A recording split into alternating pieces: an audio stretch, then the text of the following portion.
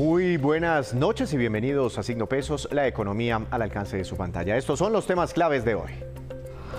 La inflación por fin se dio en abril. El DANE reveló que el costo de vida en abril fue más bajo, lo que abre la esperanza de que la tendencia alcista ya se haya quebrado. Les mostraremos las cifras más importantes, los rubros que más subieron y los que más bajaron. Nos acompaña esta noche Germán Cristancho de Davivienda Corredores para analizar todo este tema. Los nuevos anuncios del Minhacienda. El ministro Ricardo Bonilla reveló que revisarán el marco fiscal de mediano plazo a raíz de la caída del precio del petróleo por debajo de las expectativas que se tenían hace unos meses. Además dijo que se evaluará el tema de las solicitudes de nuevos contratos petroleros. ¿Cómo reducir el riesgo financiero en su empresa? A la hora de prestar dinero o de manejar cartera en su negocio, siempre existe la posibilidad de que no le paguen. Pero ahora, una compañía colombiana creó un software que le indica si el riesgo con sus clientes es bajo o es alto. Les tenemos al experto.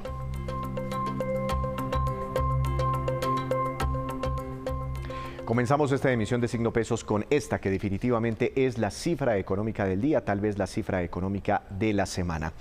12,82% y corresponde al nivel de la inflación anualizada en Colombia hasta el mes de abril. El dato resultó ser menor al que se había registrado en marzo cuando tuvimos una inflación anualizada del 13,34%. Y es que muchos sectores, incluido el mismo gobierno, celebraron el dato del DANE sobre la inflación, pues se refleja que aparentemente habríamos tocado un techo con la inflación y que ahora la tendencia podría mantenerse a la baja. Para analizar este reporte y el panorama que vendría en los próximos meses, quiero saludar al doctor Germán Cristancho, gerente de investigaciones económicas de Davivienda Corredores. Doctor Cristancho, buenas noches, bienvenido a Signo Pesos, ¿cómo está? Muy buenas noches, Víctor. Muy bien, muchísimas gracias por invitarme a analizar los datos de inflación. Doctor Cristancho, la pregunta del millón. 13,34% en marzo, en abril 12,82%. ¿Tocamos techo? ¿Ya pasamos lo más duro en términos de inflación los colombianos? ¿Llegamos a un pico o todavía no? Yo creo que sí, Víctor. Yo creo que la inflación tocó techo en Colombia, sin embargo, es importante destacar algo, y es que el principal descenso de la inflación que se presentó en el mes de abril, en primera medida se da por una caída en los precios de alimentos. La variación del mes fue de menos 0,07%, y en la medida en que el rubro de alimentos es tan representativo, jaló la inflación total abajo. Sin embargo, cuando uno analiza lo que viene pasando con otros rubros o otros grupos de gasto en la economía colombiana, siguen aumentando. De hecho, la inflación sin alimentos volvió a aumentar y se ubica en niveles de 11,5%. Entonces yo diría que uno no se debería tranquilizar o relajar en que la inflación realmente va a empezar a descender muy rápidamente. Adicional a esto, pues se siguen generando dos efectos, sobre todo en la economía en este momento, y es, por un lado, y lo hemos visto recientemente, los ajustes que va a tener el precio de la gasolina o el precio en general de los combustibles hacia adelante, lo cual va a mitigar el descenso que pueda tener la inflación en Colombia. Y el segundo efecto, que es muy importante y que en las cifras de abril se vio muy reflejado, es todo el fenómeno de indexación a la inflación del año anterior, es decir, arrendamientos, por ejemplo, por el efecto de indexación al IPC del año 2022, termina teniendo unas variaciones importantes. Pero sí, yo creo que la inflación va a empezar a descender, solo que de una manera gradual. Pues aquí estamos mostrando también algunas de las cifras que usted nos acaba de mencionar. La variación mensual como cede frente al año 2022 pasa de 1,25 a 0,78%. Esta es la variación año corrido, los primeros 4 meses de este 2023. Pasamos del 5,66 al 5,38%. Y esta es la anual, la que estamos analizando en este momento, 12,82%. Cae frente al mes de marzo de este año, pero claro, hay un repunte frente a la acumulada que se tenía en el 2022. Ahora, doctor Cristancho, muchos se preguntan, ¿esto es qué? ¿Es gracias a quién? ¿Llegamos a ese techo por las medidas anunciadas por el gobierno nacional o porque en el mundo está bajando la inflación, entonces también se nos abaratan algunos importados, o las decisiones del Banco de la República? ¿Qué hay detrás de este pico de la inflación? Víctor, yo creo que son varios efectos. Efectivamente, en el componente, por ejemplo, de precios hacia los productores, el índice de precios a los productores ha venido moderándose y durante el mes de abril incluso mostró una variación negativa, lo que influye, por ejemplo, directamente en las tarifas de algunos bienes, como puede ser el gas, por ejemplo, y la misma moderación del dólar también. Entonces, usted se da cuenta, por ejemplo, que tarifas de gas a nivel nacional durante el mes de abril tuvieron una variación negativa de 1,6%. Las medidas que se tomaron hace algunos meses en lo correspondiente a tarifas de energía eléctrica, por ejemplo, también está haciendo que el componente de electricidad en Colombia se venga moderando. No obstante, pues hay otros rubros, como el de combustibles, por ejemplo, que sigue presionando la inflación al alza. La variación más importante, como lo mencionaba hace un momento, se da en alimentos. Algunas frutas frescas, por ejemplo, productos incluso también como las papas, otros productos en general vienen bajando de precio, y en la medida en que alimentos dentro de la canasta de inflación en Colombia representa una proporción muy importante, pues lo que tuvimos fue un descenso grande. De hecho, si uno se devuelve realmente en la historia hacia el año 2022, en el mes de abril, la variación del rubro de alimentos fue de 2,75%. En esta oportunidad fue negativo en 0,07%. Así que ahí es donde se está explicando el principal descenso. Esto es una buena noticia incluso para hogares clasificados como vulnerables, de ingresos bajos o pobres, porque estos eran los que venían teniendo incluso los niveles de inflación más altos. Claro. Ya en este momento está convergiendo un poco esa inflación de hogares vulnerables hacia la inflación total en Colombia. Aquí estamos mostrando ahora los rubros que más subieron, que más se encarecieron durante el mes de abril. Bebidas alcohólicas y tabaco, 1,43%. El transporte, lo que me comentaba usted, por los temas de los combustibles, 1,28%. Alojamiento, agua y gas, otros servicios públicos distintos a la energía.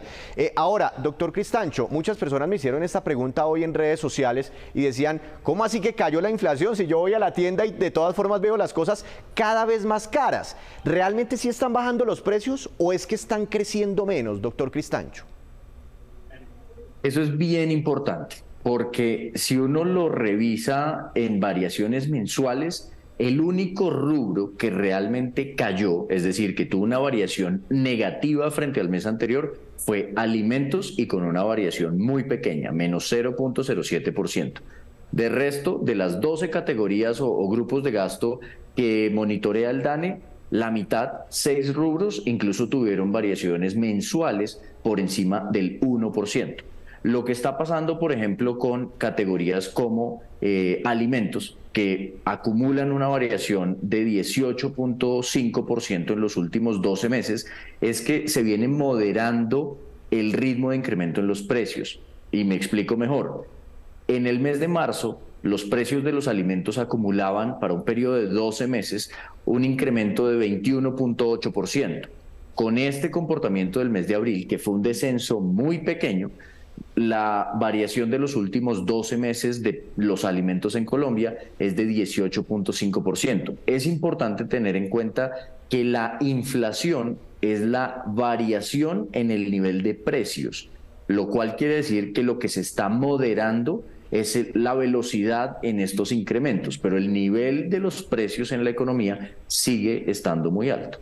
Claro, es una explicación importante. Aquí estamos precisamente destacando lo que usted nos dice y de hecho lo han destacado muchos analistas, el propio presidente de la República, Gustavo Petro, este dato particularmente. Aquí tenemos los rubros con menor inflación, menor variación, inclusive con esta caída de los alimentos durante abril, menos 0,07% fue la variación. Ahora, doctor Cristancho, hay un tema que mira mucho el Banco de la República y este ya es un tema un poquito más técnico, que es la inflación básica, la inflación estructural, cuando le restamos el componente de los alimentos, inclusive el componente de los energéticos. ¿Cómo se comportó? Porque de ahí se pueden desprender futuras decisiones de tasas de interés. Sin duda, yo creo que esa es una pregunta muy importante, porque lo primero es que yo creo que la postura del Banco de la República, si bien da una bienvenida a esta moderación en la inflación, Sin duda, el monitoreo que se hace de los precios en Colombia es mucho más amplio y por eso mismo se trata de quitar del análisis los rubros un poco más volátiles y dentro de esos, por ejemplo, alimentos que dependen incluso muchas veces de factores climáticos o de factores externos y se trata de analizar qué tanta inflación se está produciendo, por ejemplo, por la fortaleza que tiene la demanda o el consumo en Colombia. Cuando se ve el promedio de inflaciones básicas en Colombia, volvió a aumentar, se ubicó en 11%. Hace un momento mencionaba que la inflación, por ejemplo, sin alimentos, se incrementó más o menos de 11.4 a 11.5%. Entonces, realmente la inflación total sí disminuyó, pero las inflaciones básicas no. Para el Banco de la República, estas inflaciones básicas terminan siendo mucho más relevantes en las decisiones de tasa de interés, por lo cual yo diría que la posibilidad de que el Banco de la República, después de esta cifra, piense en que se está abriendo espacio para recortar las tasas de interés, todavía no lo veo, porque la inflación más estructural no desciende. Una última pregunta, doctor Cristancho. Esta semana veíamos el informe de política monetaria del Banco de la República. Después de llegar al 13%, ¿no? Lo que dicen el techo, el pico de la inflación, el Banco de la República, su staff, su equipo técnico cree que va a cerrar este año, se va a moderar para cerrar en 9,5%. Hoy el ministro Bonilla también decía que esperaba cerrar este año con una inflación en un dígito, que sería algo pues muy importante. Pero ¿qué tan posible es que eso se cumpla? Sí, la gasolina va a seguir subiendo. Es posible que desde julio o en algún momento de este año empiece a subir el diésel. Y otro tema importante que de pronto no lo tenemos en cuenta, el fenómeno del Niño que podría presionar tarifas de energía. Sin duda, sin duda. Yo creo que el descenso de la inflación muy probablemente se va a dar y como lo decía hace un momento, yo creo que el descenso va a ser gradual. Sí han venido ocurriendo fenómenos importantes como el descenso, por ejemplo, de los costos logísticos internacionales, la moderación de la tasa de cambio. Hoy el dólar en Colombia cerró muy cerca de los 4.500 pesos, 4.528 aproximadamente. Eso también representa una moderación y menores presiones de inflación. El año 2022 tiene, cuando uno compara las variaciones de los precios, realmente tiene unas bases altas, las variaciones fueron muy importantes, así que eso va a ayudar. La economía se está desacelerando y por cuenta de ese comportamiento la inflación va a descender. Pero es muy cierto que incluso algunos cálculos, por ejemplo, de estimaciones climáticas, asignan una probabilidad cercana o superior al 80% a que a partir de mediados de este año y durante el segundo semestre del año 2023 tengamos un fenómeno del Niño que podría impactar el precio de los alimentos, podría impactar los precios o tarifas de energía y costos de generación de energía en Colombia. Y pues de todos modos eso representa un riesgo. Insisto, hay fenómenos que también generan unas presiones a la baja, como la moderación que también se ha presentado, por ejemplo, en los precios de los fertilizantes. Pero en ese balance de fuerzas, la inflación va a seguir bajando, pero va a seguir estando muy lejos de la meta del Banco Central y representa además un reto adicional, porque si la inflación igual cerrara en el nivel que calcula el Banco de la República de 9.5%, deja una base muy alta para la negociación de salario mínimo el año siguiente y el fenómeno de indexación hacia adelante. Doctor Cristancho, gracias, una feliz noche. Víctor, a ustedes muchísimas gracias. Hacemos una breve pausa, ya regresamos con más información económica.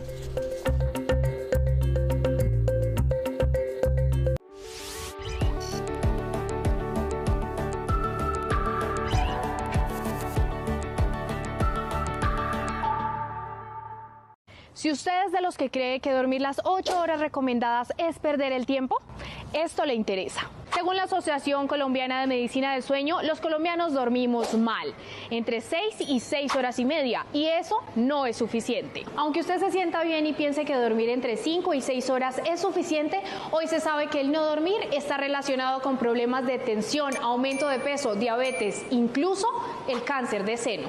Entonces no es perder el tiempo, es ganar salud. Además mejora la concentración y el rendimiento. También nos hace ver mucho más jóvenes.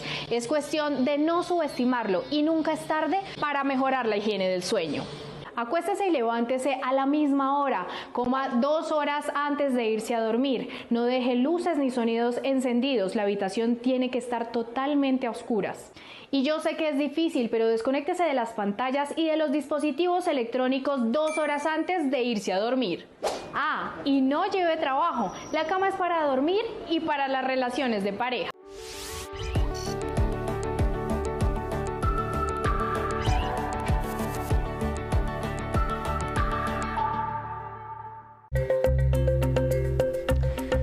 Regresamos a Signo Pesos. A propósito de la reducción en la inflación de abril, el ministro de Hacienda, Ricardo Bonilla, celebró que por fin se haya registrado esta buena noticia. El ministro habló en rueda de prensa de ese tema, de las alzas también en los combustibles, de la caída en los precios del petróleo y del dólar. Veamos.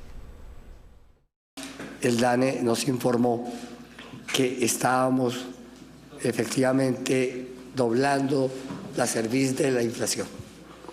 La inflación comenzó a ceder en términos de el comportamiento anual. Ya bajamos del límite del 13, estamos en 12,82. Bajó la inflación de alimentos como se estaba previendo, sigue bajando. Bajó la inflación para la población pobre. Cuando uno mira el comportamiento sectorial, el que sigue teniendo impacto en la inflación es el precio de los combustibles.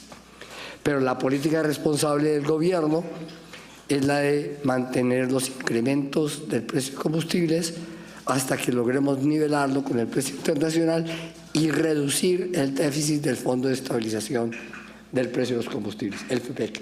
Ustedes preguntaban de regla fiscal, siempre lo han preguntado. Bueno, ahí está el mejor ejemplo. El ejercicio de controlar y acogerse a la regla fiscal es financiar el FEPEC y no lo vamos a financiar con deuda. Se está financiando con un ajuste efectivo de los precios de la gasolina. Eso nos conduce a estabilizar la economía. Todo lo que logremos reducir de dependencia del Fondo de Estabilización de Precios de la Gasolina nos permite ampliar el espacio de la política social. Lo que hoy gastamos como gobierno para financiar el subsidio de la gasolina nos cierra las puertas a otra política. Los recursos son limitados. Como son limitados, toca priorizar. Ese es el segundo mensaje importante. La inflación empieza a bajar y lo que esperamos es que en lo que queda del año podamos cumplir la meta de tener una inflación de un dígito. Y que en esa misma perspectiva podamos volver a la meta de mediano plazo del país de tener inflación del 3%.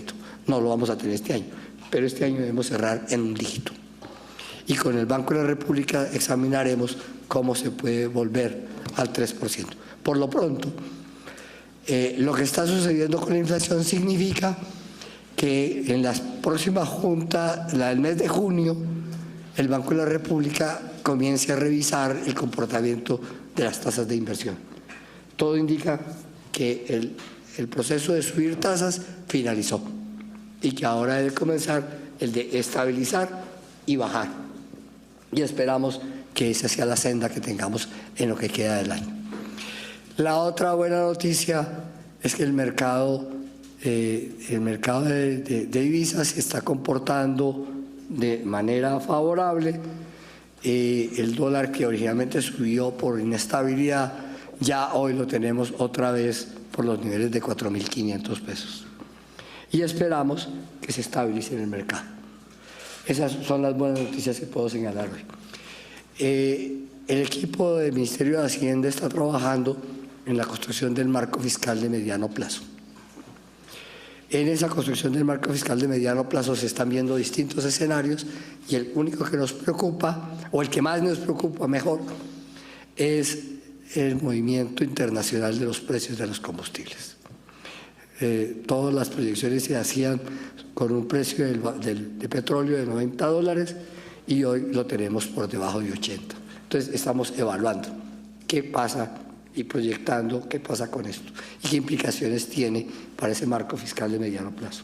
Lo que quiero señalarles en este momento es, estamos revisando, el equipo técnico está construyendo el ejercicio y cuando tengamos cifras más decantadas, volvemos a hablar con ustedes. Les volvemos a contar en qué estamos. Por lo pronto, en eso se está trabajando. También el compromiso con la Agencia Nacional de Hidrocarburos es que este mes debemos recibir el informe de reservas. Y no solo el informe de reservas, sino que también nos deben dar una respuesta de qué ha pasado con los más de 200 contratos de exploración que están vigentes, para poder volver a hablar del tema de exploración. Muchos mensajes muy importantes del ministro de Hacienda. En otras noticias, las empresas, especialmente aquellas que se dedican a prestar dinero, que alquilan bienes y servicios o que venden artículos a otros negocios, siempre se enfrentan a un margen de riesgo a la hora de recuperar su cartera.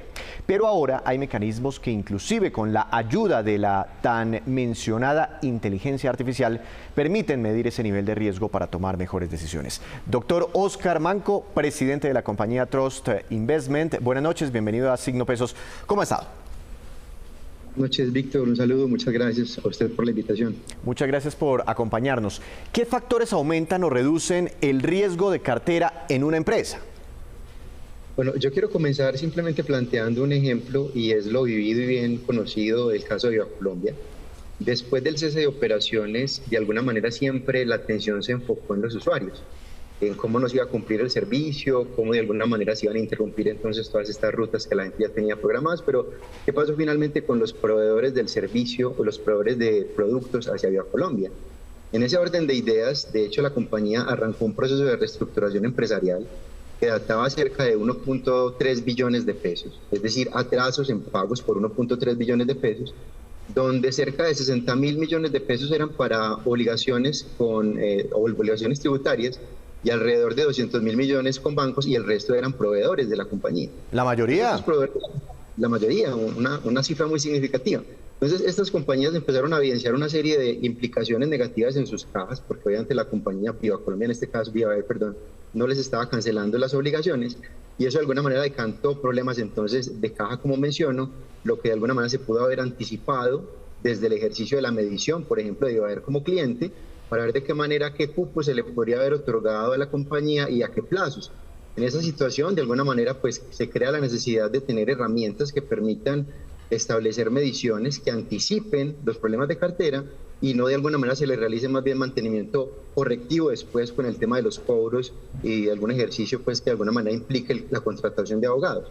Entonces, en ese orden de ideas, lo que se pretende es tener mantenimientos más bien preventivos de la cartera, que de alguna manera arrojen resultados que estén anticipando situaciones de riesgo de impago, contando con herramientas. Pero entonces, el riesgo de cartera no está implícitamente asociado únicamente a compañías que se dedican a realizar préstamos, créditos. No, para nada. De hecho, esto se conoce pues en el argot financiero como más bien las obligaciones pendientes por cobro, que generan unos días de pago y unos días también de rotación justamente de este tipo de cobros. Entonces, si a una compañía que presta productos o servicios no se le está pagando, lo que le está haciendo es que se le genera un problema de caja, y en ese orden de ideas pues también empiezan a incumplir y se va afectando de alguna manera el tema sistémico dentro de todo el componente de cobros y pagos que finalmente pues hace parte del ejercicio empresarial. Claro, ahora, digamos que medir el riesgo de prestar plata para las entidades financieras, pues digamos ahí existen unas herramientas, existen unas bases de datos, el data crédito, por ejemplo, que le dicen si Víctor Grosso es buena o mala paga, en fin. Pero, por ejemplo, no sé, el proveedor de Viva, el que le hacía los uniformes a Viva, ¿cómo puede hacerle una medición de riesgo a esta compañía que vuela aviones, que es muy grande, que tiene una operación internacional inclusive? Exactamente, en ese caso específico de Ibaer, pues se conocía, por ejemplo, un nivel de endeudamiento con los datos a cierre del año 22 bastante elevado. La compañía estaba debiendo cerca de 8 pesos respecto a lo que tenía de caja operativa, entonces debía 8 y generaba 1 peso de caja operativa. En esa línea, pues, claramente con el exceso de endeudamiento, una compañía que le fuese a prestar servicios o le fuese a proveer productos a Ibaer pudo haber anticipado dicha situación. Y simplemente, porque esto es más bien, en lugar de hablar de cupo de créditos, podría hablar de un cupo para hacer negocios. Entonces yo podría decir, pues a los uniformes, tomando el ejemplo que le voy a despachar, no le puedo despachar la totalidad, sino que le puedo despachar un 10, 15, 20%, porque más adelante estoy evidenciando un problema que no va a poder pagar la obligación. Doctor Manco, ¿me escucha? Es que le estoy perdiendo el audio, ¿Usted me escucha ahí? Yo ya no lo estoy escuchando, creo que tengo algún problema de comunicación. ¿Me escucha nuevamente? Doctor Manco, ¿me escucha? Sí, lo escucho, ya lo estoy escuchando bien. Ahora, bueno, ¿cómo es este tema del software en el que ustedes han trabajado, que tiene inteligencia artificial y que permite a los proveedores, por ejemplo, inclusive pues a las empresas que prestan plata, medir estos riesgos de cartera? Bueno, generalmente las mediciones, llamémoslas tradicionales, responden a la evaluación de los estados financieros y la situación que se viene reportando desde la contabilidad y el análisis financiero tradicional.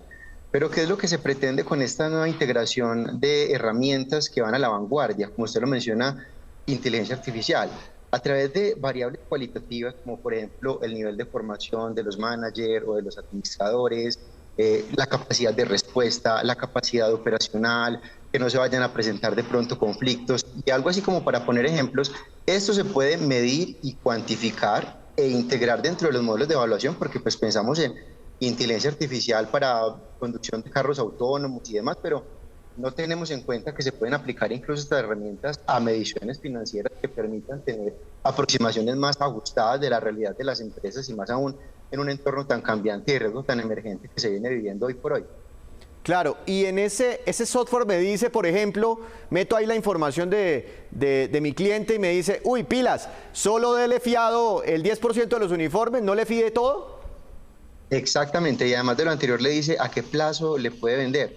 En determinada situación le va a decir, vea, usted le puede despachar una cantidad de productos o servicios, pero le va a cobrar de contado, o le va a cobrar a 15 días, o le va a cobrar a 30 días, en virtud de la información que está recogiendo el modelo y está procesando. Muy interesante. ¿Dónde pueden las empresas, proveedoras, dónde pueden encontrar más información sobre este software? Nosotros igual estamos ubicados en la ciudad de Medellín, pero pueden consultar a través de la página de internet www.tizas.co, y además de lo anterior tenemos un correo también, admin@tizas.co. Ahí estamos dispuestos a atender cualquier inquietud que surja. Doctor Manco, muchas gracias. Quería hacerle otras preguntas, pero estoy perdiendo un poquitico su audio. Lo intentaremos en una próxima oportunidad. Muy interesante el tema. Una feliz noche. Gracias, hasta pronto. Muchas formas entonces para mitigar ciertos riesgos empresariales. Hacemos otra breve pausa, pero ya les contaremos cómo va el Banco Agrario en su papel de pagarles a las familias pobres la renta ciudadana. Ya les contamos.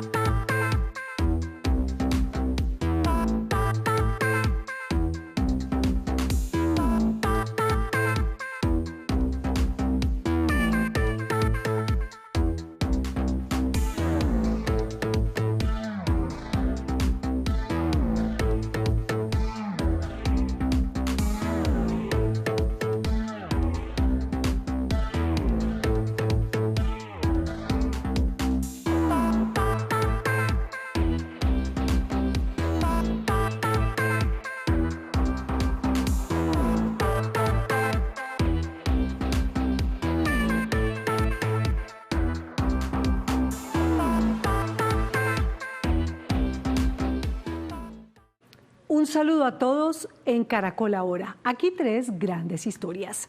Del simbolismo a la certeza. El camino de Luis Gilberto Murillo, embajador de Estados Unidos desde Andagoya, Chocó, pasando por Moscú hasta Washington.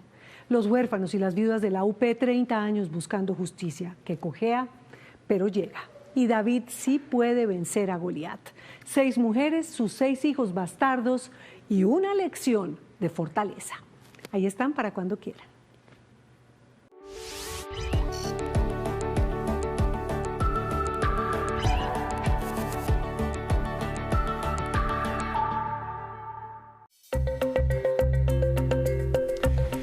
Regresamos a Signo Pesos. El Banco Agrario se ha convertido en una entidad clave a la hora de hacer llegar el subsidio conocido con el nombre de Tránsito Renta Ciudadana a las familias más pobres del país. Se ganó esta licitación este banco, especialmente a las zonas más apartadas de nuestra nación. Precisamente el presidente de la entidad, Hernando Chica, nos envía este reporte sobre los avances en la ejecución de este nuevo programa. Le estamos cumpliendo a Colombia en el programa de distribución del incentivo del tránsito a la renta ciudadana. En este momento, contados hasta el día de ayer, tenemos más de 672.000 incentivos entregados en lo largo y ancho del país. Son 672.000 familias que han recibido este incentivo a tránsito a la renta ciudadana. Pero no solo eso, como lo prometimos, estamos también en contacto con ellos, hablando con ellos, con los beneficiarios, para darles la oferta institucional financiera que incluye ahorro y crédito del Banco Agrario de Colombia.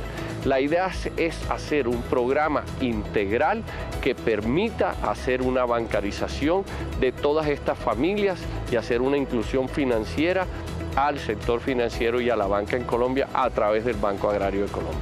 Estos son más de 240.000 millones de pesos entregados a los hogares y a las familias de Colombia gracias al programa del incentivo de renta ciudadana del gobierno del cambio del presidente Gustavo Petro. También queremos contarle y estamos muy contentos de que esta gestión representa ya el 32% de la totalidad del programa en 3 días hábiles. Estamos avanzando y estamos cumpliendo a Colombia. Sin embargo, se han presentado algunas congestiones en algunas sucursales del Banco Agrario de personas intentando cobrar este subsidio. Ahora nos vamos con los indicadores económicos que usted debe conocer siempre antes de irse a dormir. Dólar, tasa representativa del mercado que regirá hasta el próximo lunes, será de 4.552 pesos con 56 centavos. Bajó 64 pesos con 2 centavos. El petróleo Brent de referencia para Colombia subió 3,90%. Se ubicó en $75 con 33 centavos por barril. El precio interno del café colombiano subió y quedó en promedio a 1.940.000 pesos por carga. El índice MSCI Colcap de la Bolsa de Valores de Colombia subió 0,48%. Acción más valorizada, Ecopetrol, con una ganancia de 4,57%. Acción que más cayó, Preferencial de Cementos Argos, con un retroceso del 5,07%. Antes de despedirnos, los quiero dejar con este dato. En Colombia, la inflación anualizada, como les contamos arrancando el programa, se ubicó en 12,82% en abril. En otros países las cosas están así. En Argentina, mire esta cifra, la inflación está en el 104%, Turquía 43,6%, Reino Unido 10,1%, Italia 8,3%, Alemania 7,2%, México 6,8%, Brasil 4,6% y China apenas 0,7%. Así terminamos por hoy. Los esperamos el próximo lunes con una nueva emisión y con toda la información económica que usted necesita saber. Esto es Signo Pesos, la economía al alcance de su pantalla. Que tenga una feliz noche, también un feliz fin de semana.